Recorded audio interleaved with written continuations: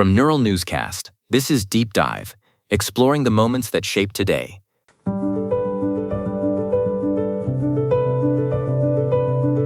Welcome to Deep Dive.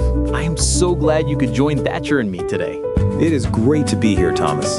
Today is April 8th, and we are looking at a date that redefined the limits of athletic achievement and the standards of public health.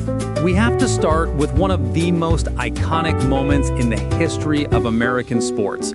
On this day in 1974, Hank Aaron did what many thought was impossible. He hit his 715th career home run, finally breaking the record set by Babe Ruth nearly 40 years earlier. Right. It happened at Atlanta-Fulton County Stadium before a record crowd of over 53,000 people. According to History.com, it was a fourth-inning pitch from Al Downing that Aaron sent over the wall. But as legendary as that moment was on the field, the context off the field was incredibly heavy. Aaron had been receiving death threats and racist hate mail for months as he closed in on the record. It is a stark reminder of the racial tension of the 70s. Hammerin Hank, as he was known, was a model of consistency and quiet dignity.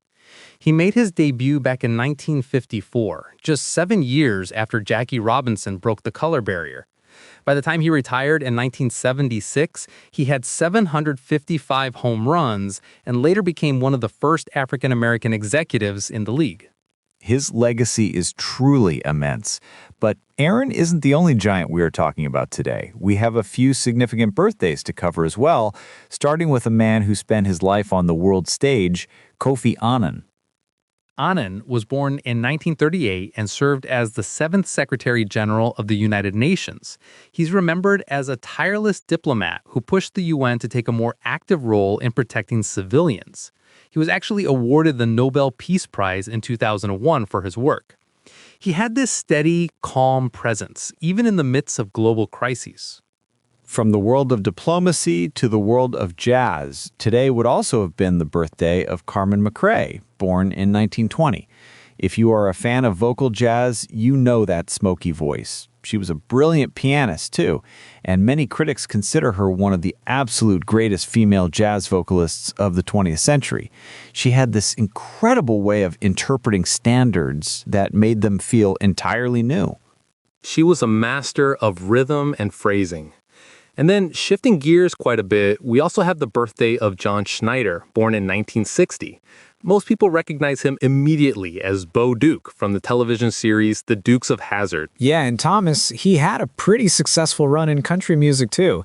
It is interesting how these three individuals, Annan, McRae, and Schneider, represent such different corners of human achievement, all connected by this single day on the calendar. That variety is what makes history so fascinating. While we are looking at these lives and milestones, there is also a very practical change that happens on this day that most of us take for granted every morning. I am talking about the way we get our milk.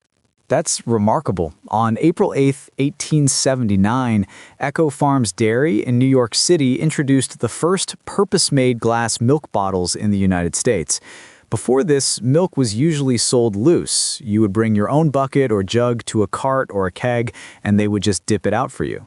As a transportation reporter, I find the logistics here fascinating. According to Wired, a typical glass bottle in the early 1900s would make about 22 round trips from the dairy to the home and back before it was broken or lost. But before these bottles, the sanitation was really poor. Buying milk out of a communal bucket in a dusty city street was not exactly hygienic. Exactly. By the early 20th century, cities started legally requiring milk to be delivered in glass because it was so much safer. It really paved the way for the refrigerated, sealed food systems we have today. Eventually, of course, the wax cartons and plastic bottles we see now took over in the 40s and 50s because they were lighter. It is a perfect example of how the simple change in infrastructure can have a massive impact on public health. From the crack of Hank Aaron's bat to the clinking of glass milk bottles, April 8th is a day defined by breaking the old ways and setting new standards. It certainly is.